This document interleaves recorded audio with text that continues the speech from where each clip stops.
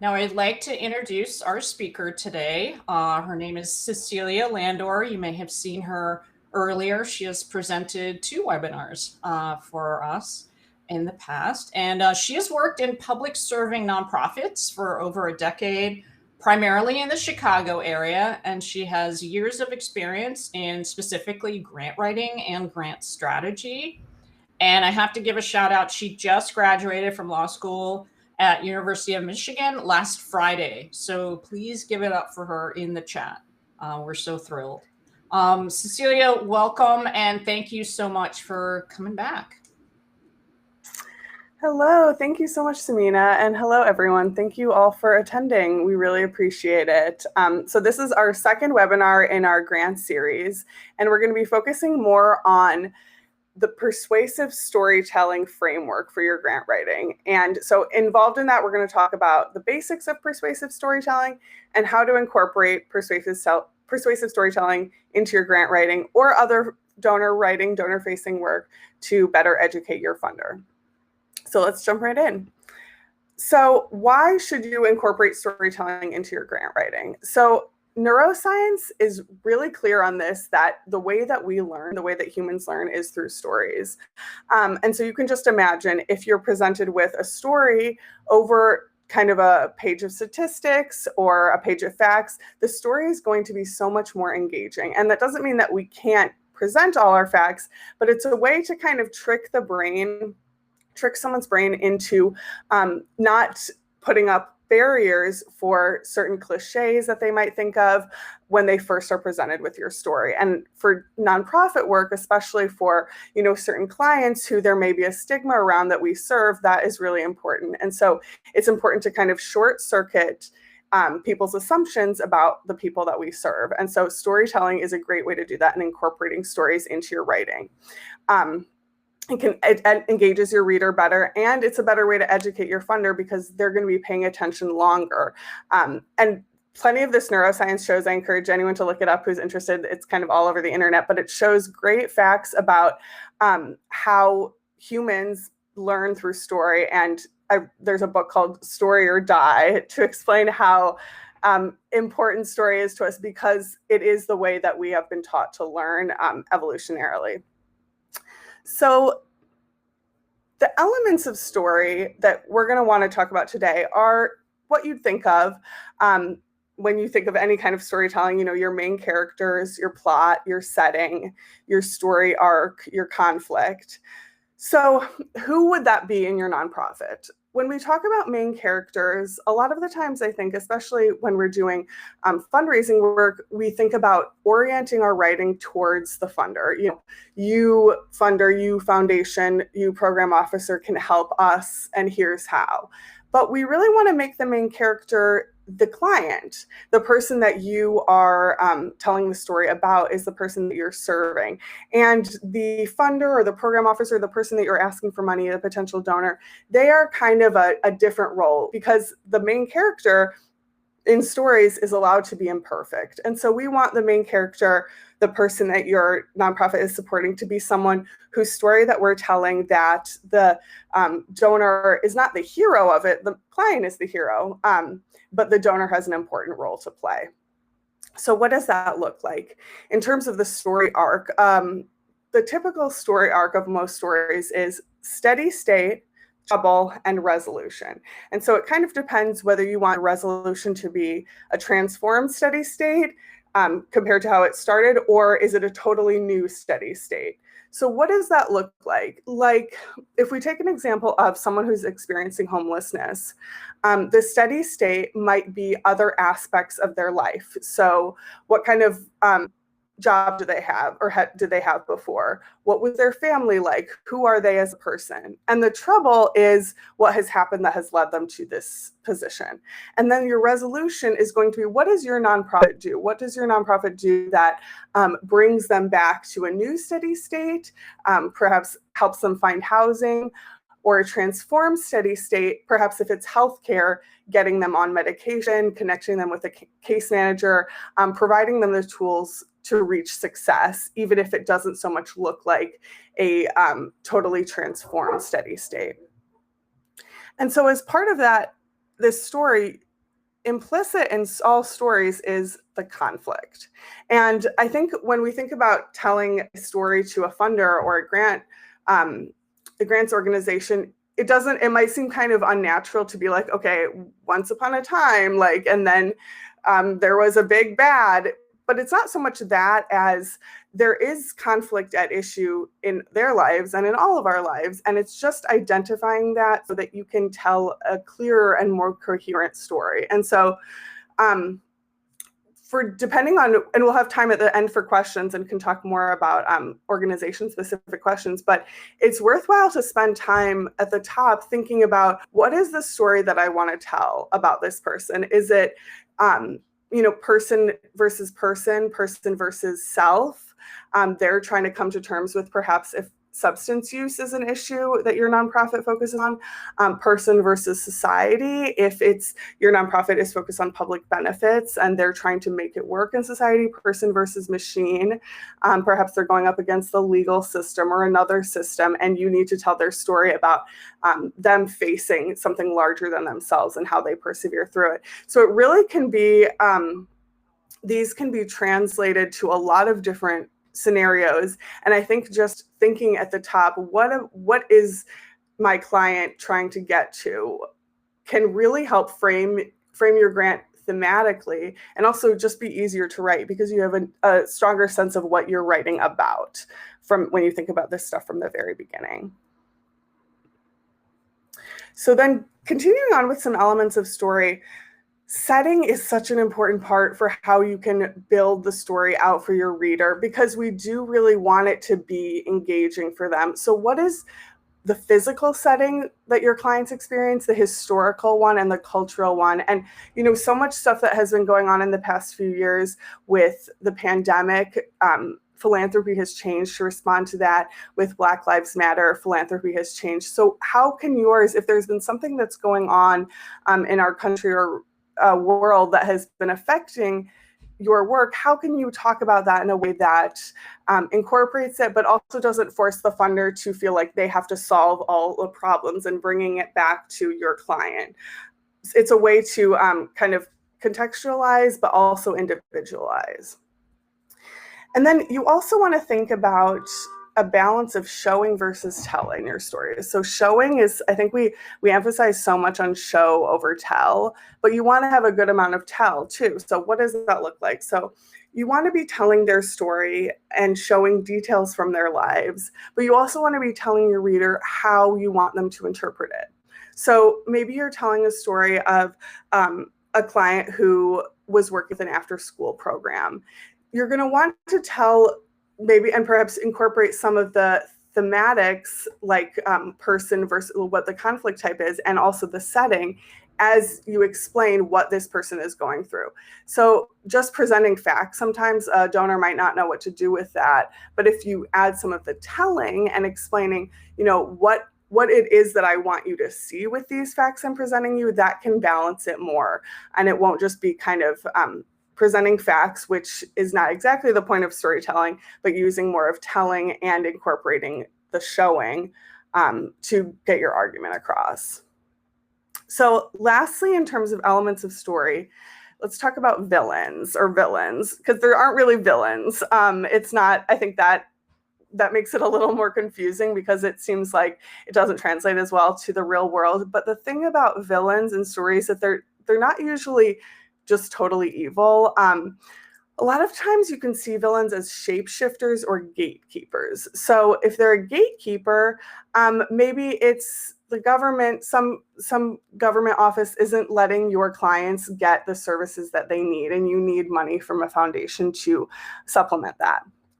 The villain then may be the gatekeeping bureaucracy, or it could be a shape-shifting villain, which kind of takes out that like evil guy nature of it. And, maybe it's not necessarily that they're bad people, but we understand that as bureaucrats, they have a certain thing to do, but we still need our clients to be served. So just a way of presenting them is not necessarily bad people, because that kind of takes us out of the story and, makes us question kind of the reality of it. It's not as believable, but painting them as people who they're not letting our clients get what they want in some form, because our clients are the heroes of the story, and the obstacle that's blocking them from getting that, it is important to highlight that, because then your donor or your program officer can be the one to fix that problem and help your hero get to the end of their story. So the hero's journey is a great way to think about highlighting an individual client. And highlighting an individual client is really what you want to do in your storytelling. I think a lot of times you might want to think about the story of your nonprofit, because a lot of nonprofits have really great stories of how they came to be and how they came to do this work that they do.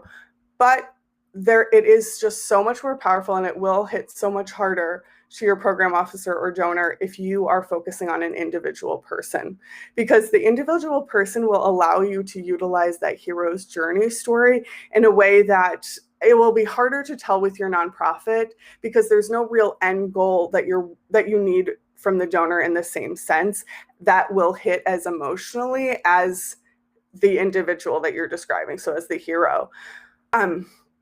And so this is a great way to involve your program staff too, because a lot of times if your organization has development staff separate from your program staff, talk to your program staff about how you can join the two to get these stories. And so that might look different for your organization, but typically it might be easier for the program staff who has contact with the clients to be the ones getting the stories, but you can facilitate how they get them.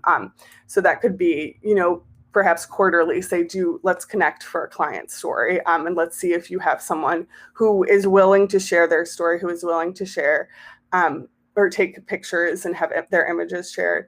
And another thing that can be really helpful here is just getting quotes from clients themselves who've experienced your services and using them in your story, because there's nothing more powerful than the words of the client themselves to finish your story with how your nonprofit has helped them. And it really does help it be client-centered, because there's a delicate line to straddle between, your nonprofit is doing such great work, but you don't really want to come off as kind of a white savior, or like you are the one who needs everything. It's really, you are providing a supporting role to the client. And so highlighting the individual client with this type of story can be really powerful. And this can be done in a few ways. If you don't have, because grants and, the format of submissions can vary, but this can be done through just an additional page. You can do a page success story if you don't have a place to put it where it seems natural. But so I would encourage you to be creative about thinking, where are places that you can highlight an individual client in your grant questions, in a letter to donors, or like I said, just attaching it as an attachment, including it because it's really important for donors and potential donors to see who that money is going to. And it will be so much more meaningful for them to see the actual voice of a person with those quotes. And so working with program staff to build those relationships, because clients may not have the kind of trusting relationships with development staff that they do with program staff, that can be a really great way to build those bridges in the program. So what kind of heroic archetype might apply? This is another way to think about kind of the elements of story and applying them to your the story that you'll be telling in your grant or writing. So think about what the client that you want to highlight, what archetype do they play in their life? And there's so many more other archetypes, and there's a ton of content on the internet, and we will be sure to share some of that afterwards about different elements and that you can look up to see what will best fit your client. So warrior, if someone is experiencing, battling in the family court system, experiencing homelessness, perhaps, a caregiver, someone who works in the foster care system, and every person, someone who is, this one applies to a lot of different kind of clients who are trying to just make it work in our country. So there's a lot of different ways to employ these type of archetypes that make it clear to your reader, exactly what's at stake here. And they provide an emotional connection for us as the reader, to engage with this person that we're reading about. And this is a really powerful way to tell your funder about the clients that you are using, showing them that they are the heroes of the stories. And you are presenting the opportunity for the donor to be kind of a gatekeeper in a sense, to allow them to continue their story. Okay, so I want to talk for a few minutes about disrupting stock stories. So this is something that might come up depending on what your organization does. There are probably stock stories that are assumed about your clients. Perhaps your client is on public benefits. We all know that there's a very long-standing welfare queen stock story in this country about that. And there are many others, and you will probably be best positioned to determine what your stock story is that your nonprofit is facing about the people that it helps.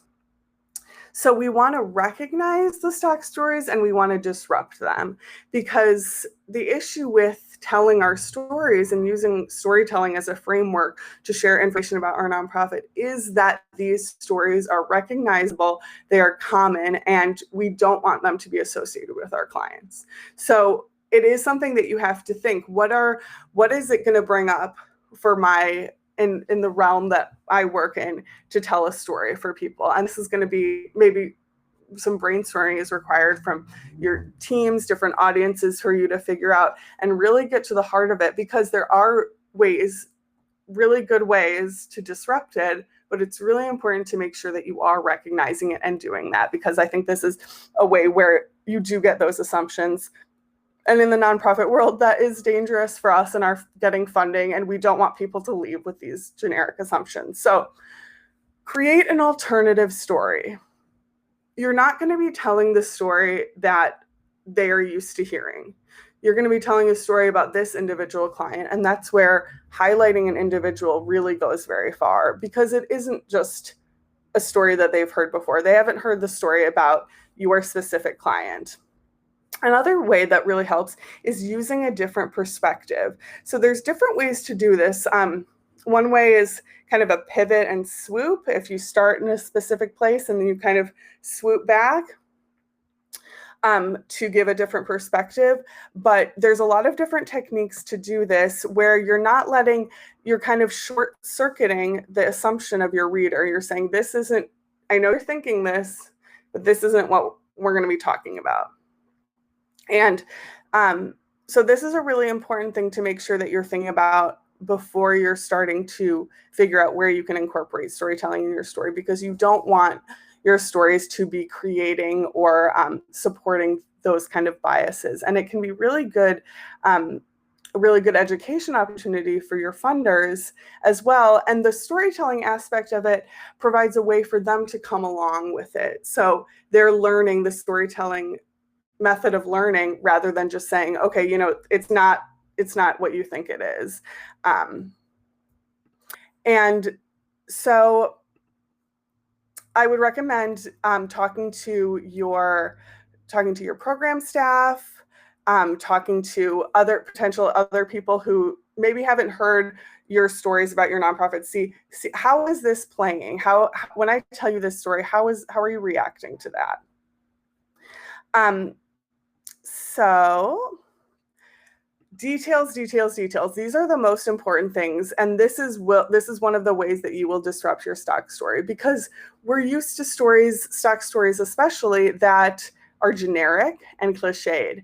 And when you use actual details and you say, this is her life, this is, my client, Janet, she woke up at 7 a.m. and she had to take the train all the way down to her clinic. And then she had to go to her job. And you tell details about your client's life in a way that makes it personal, relatable for the audience. And then you do that you do that telling part. You don't forget to use a 30,000 foot view when needed. This is because of the bureaucracy of this office, and we're trying to help them. So you're using those really on the ground, close, small details, because that's what has the most of an emotional response in us. And then you're also zooming back out and saying, okay, and this is what this all means for what we're saying.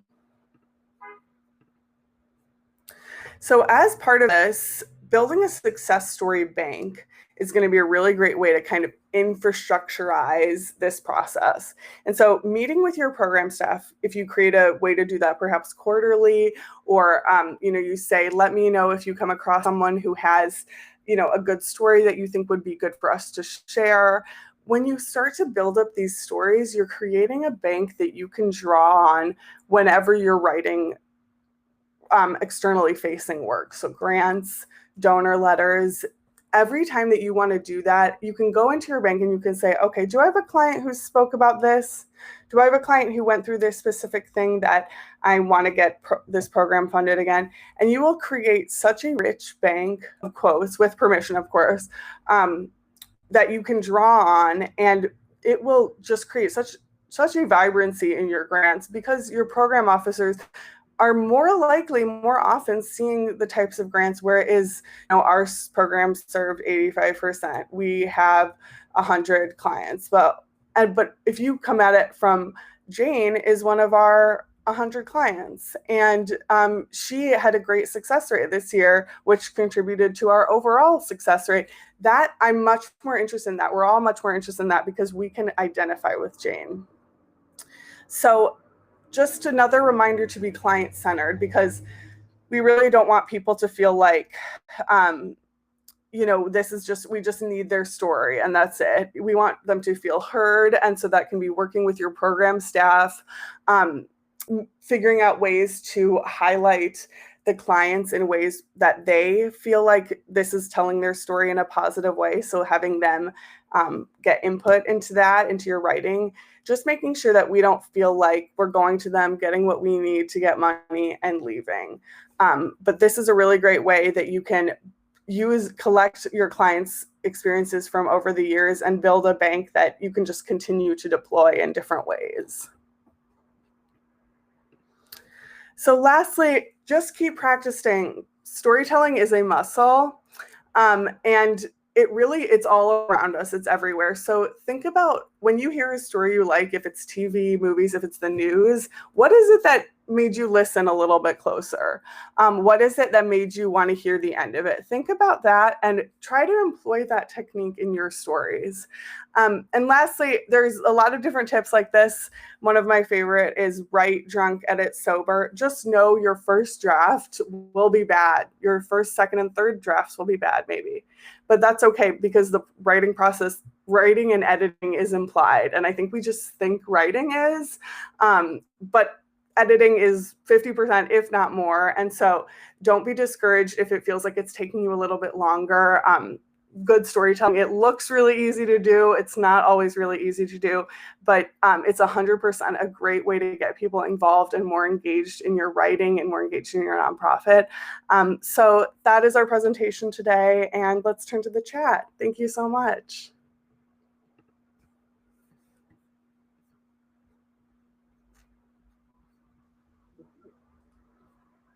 Sorry. Thank you so much, Cecilia. I do want to just say, Cecilia is not recommending that you start drinking alcohol. That's not what you need to know. But I've heard that saying as well, so it's not a problem. I just want to give that disclaimer. So please keep putting your questions into the chat, even if we have not had time to answer them. We will hand them to Cecilia, and hopefully she will get back to you. So first question is, Paul has asked, what is the ideal length for a story? That's a great question. I would say if you are doing an additional page, like an additional document, I think a page is great, and you can include a picture in there too, and a few quotes, and it doesn't need to be super long. I think you'll be probably repeating a lot of stuff that you've already said in your grant. And so keeping it short and sweet is great because you want them to read it. Thanks so much. Okay, and Simon is asking, in my typical grant application, I'm answering specific questions. So how does a story arc work in that situation? Sure. Yeah. So that's a great question because most grant applications are kind of, what is the purpose of the grant? What is this? And I think it is just, you really can. And I think people, it seems unusual, but you really can just jump right into it. And you can say, I want to do this by telling you about one of our clients, or you can start by just answering it and then in the attachment include a story, because I think the way that what you want to think about it as is not just try not to depersonalize what you do. And I think that is just so easy to do in grant writing because the questions are often so rote and they just want, what is your budget? But there are ways. And I think that is, we want to try to short circuit and say, you're getting all the information, but it's maybe not going to be in the format you expected. And I think that necessary, if you're including all the information that you need, but are also saying, kind of peppering in different ways to include information about clients and their stories. And kind of thinking about that transform state, or steady state resolution, transform state. What is the transform state you want to get to? And just envisioning that and describing that for your client, I think, or for your funder, just kind of because there are all these ways to incorporate it and really creative. And I know you guys will be so creative in how you do this. But people aren't expecting that and they're not used to that. And I think they'll like it. And they'll be better informed because they'll actually be reading these grants, hopefully. Okay, Carolyn is asking, can you share more examples of stock stories? Sure. So you'll be able to think about what they are for yours specifically, but I think, some about people who have substance use, it's their fault and they're not going to get off of it. People who are homeless, it's also, it's their fault. It's something we can all, we're all able to do it. They should be too. This personal responsibility, individualism thing, I think shows up a lot in America. And so wherever it is, if you think about what is kind of the stereotype that you feel like you're fighting for your nonprofit, that is the place you want to go. And sometimes it's uncomfortable because it's I don't want people to be thinking about this, but you want to counteract it directly and say, this isn't what this is. You might think it is, but it's not. And so you'll be best positioned to think about and ask people who don't agree with what your nonprofit does. That could be a way too to see, well, what are the stories out there that I need to counter? But that's a great question. Okay, and I think it's Mika. Sorry if I'm pronouncing it incorrectly. How can we effectively balance the physical, historical, and cultural settings in our storytelling? That's also a great question. So I would think about what is the most salient in your, so if you are working in a time where something very powerful and cultural is happening, and that's really impacting a lot, maybe you're going to be focusing more on the cultural aspect of it. If you are in a physical setting, I'm thinking of Atlanta with Cop City. Maybe that's something that you're going to be focusing on. Or historical. Is there something specific historically that's happened in your state or city that has led to what you are trying to fight against today? So I think it's kind of a sliding scale. Which one will you be wanting to focus more on in a given grant? But I think that'll be, you as the program people are the best position to answer that. And I think you can play around with it and vary because those can all be deployed very powerfully.